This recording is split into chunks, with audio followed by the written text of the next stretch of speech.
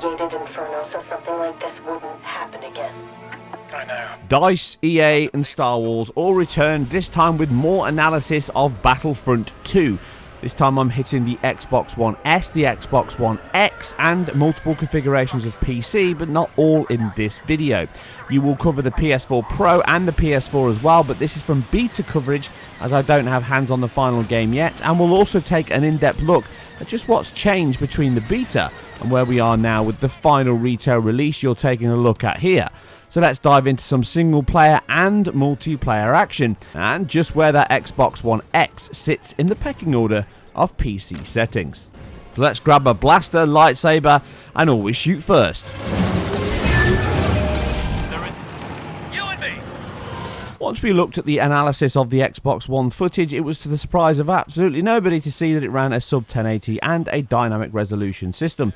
This game did not use checkerboarding on both the Xbox One S and the PS4. It did just run a dynamic resolution scaling. This means that it hit a ceiling of around 1600 by 900p on the Xbox One and a bottom rate of 1280 by 720. But it did fluctuate in between that, and we got counts in between on the Xbox One of 1483 by 834 right down to 1344 by 756, but it tended to hover somewhere around there in the 1483 resolution or 834p. So therefore that's what the game came out at on the Xbox One. But now looking at the final retail release that I'm looking at here, we can see that that's all out of the window. We now use a checkerboard solution just like the Pro ran at the time, and this targets a 1080p output, but it doesn't tend to hit that all the time. In fact, I don't find any 1080p counts at all. But due to the fact that we get resolutions varying from a low 1600 by 900, I haven't seen any lower than that, but I wouldn't be surprised to see some lower counts. I've counted about 10 to 15 shots across various action, and this is the level that I'm getting, but I have seen 1728 by 972 as a top out, so that's pretty good. And you can instantly see from the examples on screen the boost it gives over the original beta, even though the game is actually running probably very similar rendered pixel count to what we see on the original beta. It's now using checkerboarding and the temporal AA in the game, which looks to be slightly toned down, a little bit less aggressive in this final release, which gives a cleaner image overall. It's sharper, cleaner and slightly brighter. They've also changed some of the post effect suite in the game. You can see the lens flare is more defined here, slightly less bloom, and looks overall better in the aesthetic than it did on the original beta. And also the HDR, which runs across all versions that support it, also looks very good, even though the PC version doesn't seem to support HDR. The post-effect options in the menu do point to the fact that it should have HDR, but it's not working on my particular PC here, so maybe that will come later, or you need to enable DirectX 12, which I'll touch the PC settings a little later on. You can see the comparison on screen, and even though the Xbox One X is not really rendering that much more pixels over the original release, it does look slightly better and much more refined here than what it did on the beta, so that's a nice and welcome improvement.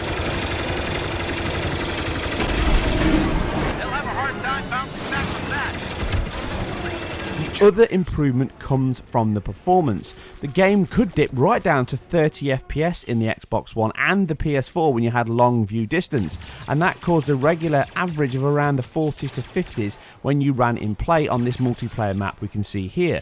Comparing it now to the final retail release with the checkerboard solution in, the slightly better image quality and maybe some other sacrifices that I haven't been able to pinpoint in the short time I've had available to analyse the game, but it does look very reminiscent of the high settings and maybe a mixture of medium in the PC version, but the performance is far more solid and consistent than it was on the beta, which gives you that crisp, smooth control, which is vital for an online shooter like this, even if you do get issues from online lag and all the other issues that come with online shooters. So it's a welcome boost over the original beta.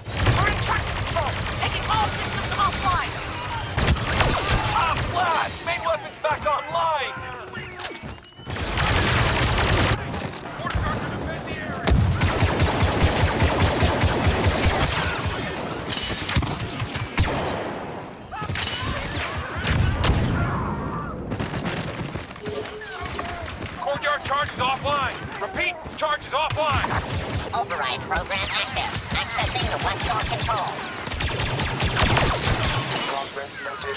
Further delays inadvisable. Grenade, arm.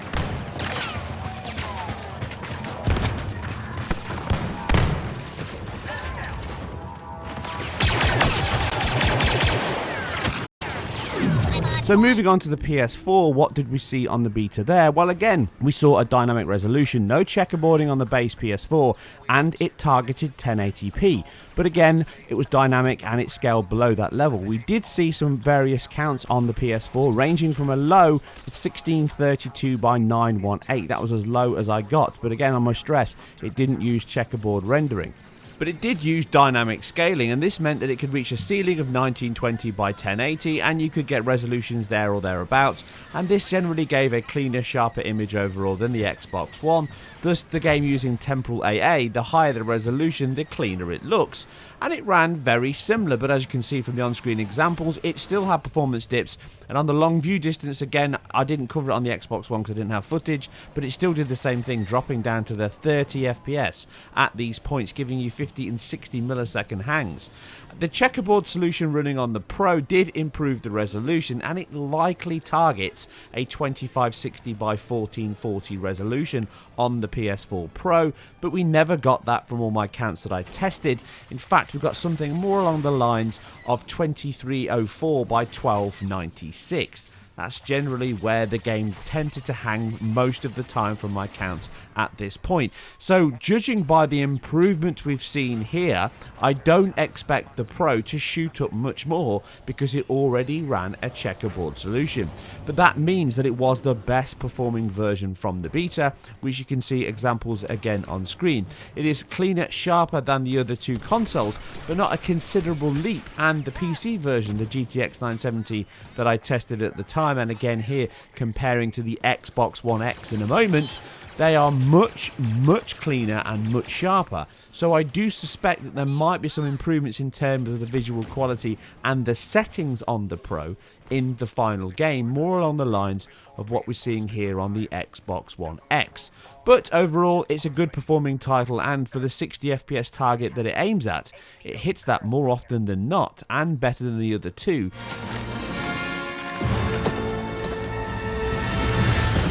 So on to the Xbox One X then. You can see the difference here straight away comparing the Xbox One S to the Xbox One X. It's a huge leap up over the visual quality on the game. Both consoles run the same settings, but visual clarity is where they differ. You can see the dithered pattern from the checkerboard solution on the smoke in the background, and the much harder to spot particle system due to the lower resolution. Once you compare to the settings on PC, you can see that high settings are pretty much a tick in a box identical set to the console. The actual particle system looks ever so slightly pared back, slightly less of the GPU accelerated particles, but aside that, it's an exact match to high settings on both consoles. This includes everything from shadow cascade levels, shadow detail, LOD distance, draw in. Everything else seems an identical match to high settings. This also includes the screen space reflections, which are used abundantly throughout the title, but you do get some variation. Some of the multiplayer maps do turn off the screen space reflections in the outside areas and only have them on the inside areas, whereas high has them on across the board. But these small tweaks aside, this is a game that runs high settings on the console, and on the Xbox One X it runs it with checkerboarding at 3840 by 2160, but it also uses a dynamic resolution scaler. Now, I haven't counted any sections thus far that drop below that level, but I'm pretty sure they'll be there soon, and I will get more hands-on with the game and the title itself, so I'll be able to give you a detailed metric of where it scales. But my guess would be it would scale down to the lower bounds of 1800p or there or thereabouts. Now, like I say, we've already covered the PS4 Pro, and that comes in much lower than that. In fact, it's 100% more pixels, and the reason is what I mentioned at the console's launch. That memory bandwidth and memory allocation, nearly 4 gig in case of the Xbox One X, in favour over the PS4 Pro. The ultra settings on PC barely affect anything at all. It does push some of the terrain levels further out, and the tessellation level is even higher, but aside that, you'd be hard pushed to notice the difference between the two, so high is a good compromise to make to get this level of performance at a 4K resolution. Obviously, the comparisons here are more about the visual side of what you can see on the GTX 970. This is an inferior GPU to what's available now in the Xbox One X. It's a far more powerful GPU, therefore it's able to render not only at a higher resolution, but all the settings at a smoother and faster frame rate. Running here at the high settings to get comparisons to the Xbox One X It obviously doesn't perform anywhere near the level of a 60 FPS locked title, and this is also at a lower resolution.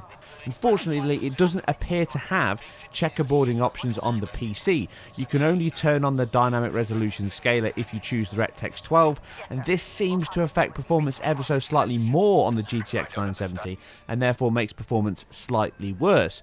But if you drop it down to a combination of medium-high, which you can see the settings I've chosen here, they look almost identical to what the Xbox One X runs, but you get better quality performance and near enough a locked 60 in multiplayer and single player. There are a few dips here and there, but you also get those on the consoles as well, so it's not a huge difference, but it is obviously at a much lower resolution. The one difference that I have noticed is the ambient occlusion doesn't quite match the advanced AO that's available on PC or the HB AO. It seems to be a combination of the two, but I'll dive into that more when I get into the PC comparisons in more depth. But in terms of visual quality, there's not a lot between the ultra and the high settings, but in terms of performance, the Xbox One X not only delivers the best looking title across all consoles and many PCs at this point, but also the best performing one. It is easily as solid as what we saw on the PS4 Pro, with likely the same settings at the much higher resolution. Now, is that really the best use of all this GPU resource? In my opinion, no.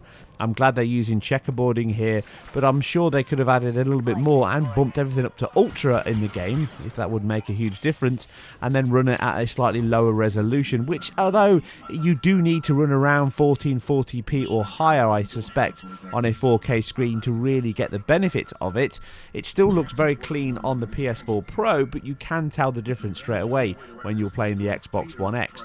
Is it as sharp and clean as a native 4K image? No. You can definitely tell the difference even when you're sitting at the screen and playing it, but it's very hard to spot. And I'm not into zooming in and looking at everything at 50 times level, so if you can't notice it in the comparisons I've given you here, then likelihood you wouldn't notice it on the screen either. The Xbox One X is a very impressive machine, and this is an early release title, and they've certainly used the hardware well to boost all the level and quality up as high as possible. The checkerboard rendering solution may show some weaknesses later on in the multiplayer stress areas or even the single player sections, but for now this is another big leap over the PS4 and, like I say, many PCs on the market. Microsoft have delivered a very powerful machine here, and I'll be covering more titles like I've already done with The Witcher 3, and this is one that really stands proud in the quality that can be delivered on the Microsoft machine. You can enjoy a few more minutes of action and frame rate comparison, also compared to the Xbox One S in the arcade and single player sections. The performance is ever so slightly better on the X, but you wouldn't really notice it. They both dip occasionally under that solid 16 millisecond line, but overall it's a pretty solid performing title, not quite at the levels of the previous Battlefront title, but certainly not that far off, and nowhere near some of the 60 FPS action titles we've seen over the past few years. So if you are looking to dive into more Battlefront action, then this certainly delivers on that score, even if, with a reduction in the post-effects suite and some of the texture details and quality can be a bit hit and miss at certain points in the title, it isn't quite as impressive as the 2-year-old Battlefront was when it first launched, but that doesn't take anything away from another high-quality DICE title. But I must say that it really hasn't bitten me that much, and I don't think I'll be diving into buying this title on any format, because I just don't feel the multiplayer action as much as I do some of the other titles that are now available. Anyway, as always, if you enjoyed this or anything else that I put together, then please like, subscribe and share where appropriate. Leave all your thoughts and feedback below, and I'll catch you on the next one.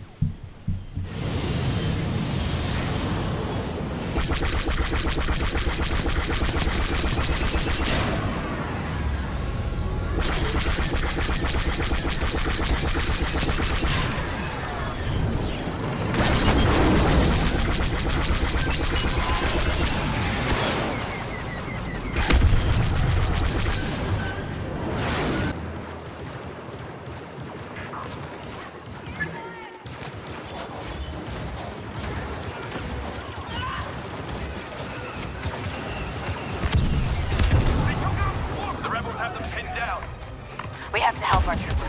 Go. Stand your ground and return fire!